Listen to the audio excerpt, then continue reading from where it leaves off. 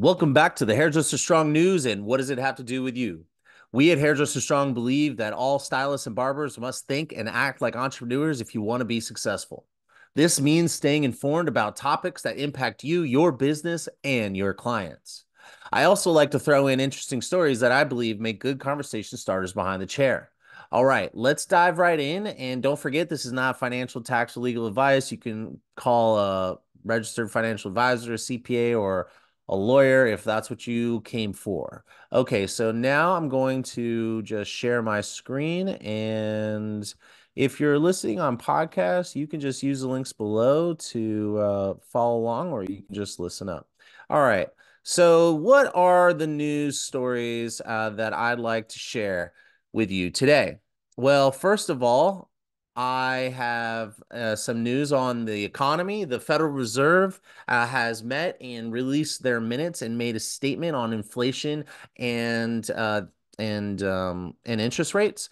We also have the mother of all data breaches. It's 26 billion records found online. So that's really important stuff. If you remember the last episode, I told you about a new hack and a new scam that you all need to take steps to protect yourself because you can't just change your password. It's something about the cookies in your phone, and you have to actually take steps if you use Google products. But anyway, you could check that out in last week's the last episode news episode. We also have Disney has created a new amazing VR treadmill. I'll tell you more about that. And they're also honoring the inventor of that treadmill to be inducted in the Inventors Hall of Fame. And if you stay to the end, I have found this really awesome article that, as far as I know, it is definitely accurate when they say the 8 ways that people become rich, even while earning the same salary for years. Okay, let's go ahead on dive into this. I'm going to play you like a 1.5 minute clip from this NPR. This is on All Things Considered with Scott Horsley, and it's titled "The Federal Reserve Holds Interest Rates Steady, but Signals Rate Cuts May Be Coming." Here you go. Listen up. 2 years of raising interest rates to their highest level in more than 2 decades, the Federal Reserve could soon be ready to start cutting rates, but the nation's central bank did not take that step today. If inflation continues to moderate, families and businesses could see lower borrowing costs sometime this spring. NPR's Scott Horsley is here to explain. Hey, Scott. Hi, Ari. We've seen encouraging numbers on inflation recently, so why isn't the Fed ready to declare mission accomplished and start lowering rates? The Fed is trying to strike a balance. It doesn't want to cut interest rates too quickly and run the risk of reigniting inflation, but it also doesn't want to wait too long and cause the economy to slow down more than necessary. We have seen better progress on inflation than the Fed expected in recent months, but it's been such an unpredictable ride over the last few years, and the Fed has been burned in the past when the economy didn't behave the way they thought it was going to. So Fed Chairman Jerome Powell says he and his colleagues are just going to need some more time before they feel confident that inflation is really under control. Okay, so if you've been listening to the news, then you would know that um, I've talked about how the Federal Reserve has wanted to, and if you are just tuning in for the first time, I'll explain it anyway. The Federal Reserve in the 70s, they experienced a lot of inflation, so they raised interest rates, and that got inflation to come down, just like what has happened in the US. Like we've seen our interest rates go up, and that's made it harder to borrow money to do anything, but specifically to buy a home or for businesses, it's been hard to expand because the cost of money or the cost of capital has gone up so much. It's crazy how much it's gone up from like you could get a mortgage with like 1% or sorry, 2%, 2.5%, 3%. Now it's like double, more than double, and in some case triple. So if you increased anything by double or triple, then that's going to be a lot of money. It doesn't matter that, in the 70s there was 14% inflation. No one cares. No one cares. What they care about is it's 2 to 3 times more expensive to borrow now. So what happened was when the inflation came down, they excuse me, they they cut the rates and let the rates drop back down, and all of a sudden inflation popped up. So I think it was like more like a decade during the 70s that the stock market really just went up and down and stayed horizontal, like, and you didn't see a lot of growth during that time. So we don't want that. No one wants that. I would like for us to just get through this temporary painful period of high rates and then go back to a period of lower rates. I don't know if that's going to happen, but anyway, so that's the explanation there. Now there's just a little bit more I wanted you to hear, so listen up. What do we want to see? We want to see more good data. It's not that we're looking for better data. We're looking at continuation of the good data that we've been seeing.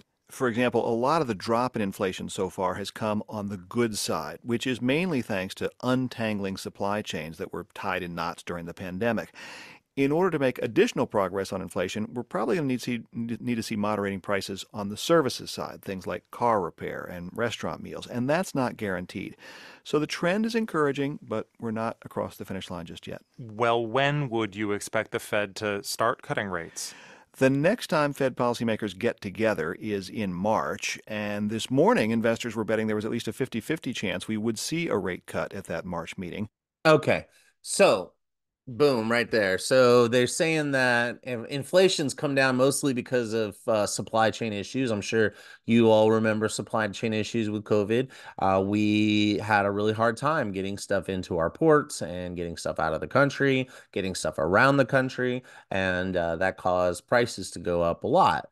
And if you've been watching the news, you would know that I did a piece on the Panama Canal and how because of global warming and, well, because of drought, which I believe is probably from global warming, that they have had issues getting all those tankers through with all the big, shipping containers on them, and that's got all our goods from China and in East Asia, and that in like in South Asia. So did you? And I said 40% of everything comes through that canal. So anyway, that's the news. No one expects rates to come down anytime soon with only a 50-50 chance in March. My bet is no rate cuts are coming. But I guess we'll see. And I don't have a crystal ball. Next story here is the mother of all breaches. That's 26 billion records found. This is by Peter Arndt on malwarebytes.com, and it says here that security researchers have discovered billions of exposed records online, calling it the mother of all breaches, or MOAB. However, the data set doesn't seem to be from one single data breach, but more a compilation of multiple breaches. These sets are often created by data enrichment companies. Data enrichment is the process of combining first-party data from internal sources with disparate data from other internal sources or third-party data from external. Basically, they combine a bunch of our data from a bunch of different places because when I order the coffee, they got a certain amount of information. When I buy this, they got a certain amount of information. When I log into that, they have a certain amount, and then they just like when there's like these break hacks and they break into these systems, they piece all the stuff together, and there might only be missing like one or two pieces of information. And they're saying here that most likely that's when you're going to get that scam call. And it says here, while the team identified over 26 billion records, duplicates are highly likely. However, the leaked data contains far more information than just credentials, making the data extremely sensitive. Also, Trello was hacked. So if you use Trello, you definitely want to change your passwords and do two-factor authentication.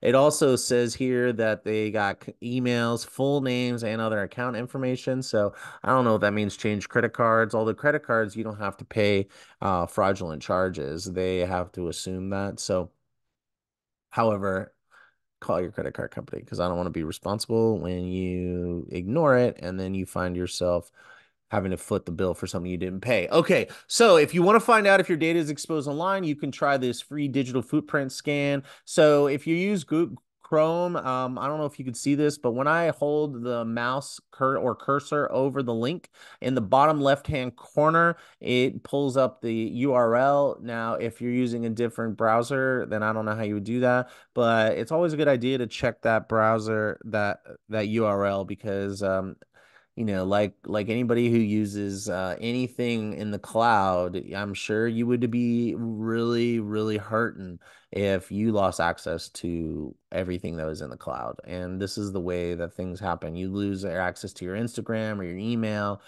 heaven forbid, your identity or your bank information. All right, moving on now. Disney just reinvented the VR treadmill and it looks amazing, according to this article. So I was like, let me learn a little more about this. So I found this P article here, and this is Lanny Smoot to be the first Disney Imagineer inducted into the National Inventors Hall of Fame. It says that Lanny Smoot, a Disney research fellow and longtime member of Walt Disney Imagineering Research and Development, is being inducted into the National Inventors Hall of Fame. He is the first Disney Imagineer to receive this prestigious recognition and the only the second individual from the Walt Disney Company to be inducted. The first being Walt Disney. This is super dope. And according to this, where is it? It said somewhere. Okay, and according to the Disney's patent attorney, Smoot is responsible for more than 100 patents, and it says Smoot is one of the most prolific Black inventors in American history. And of the 100 patents that he's responsible for at Disney, 74 of them were at Disney. So that's interesting, more than 100 patents. So maybe that means that he's got 26 patents of his own. That's interesting. Cool. So, so anyway, do you care? I don't know if you care, but I got this little video to show you, and then I'll wrap up with how to be rich without getting a raise. Hold on a sec. Hi, how are you? Hey, Lanny, great to see you. Great to see you. We heard about your upcoming induction into the National Inventors Hall of Fame, and we know you're very busy, but we just had to stop by and say congrats. You know, that's great. Come on in. Come on in. Thank you. Okay, so that's Lanny. He's in his workshop. He says that, listen to this. I gotta play this little piece. Hold on, listen to this. Wow. Yeah. Wow, so this is where you quite literally make the magic. This is exactly where the ideas are hatched and where we prove them.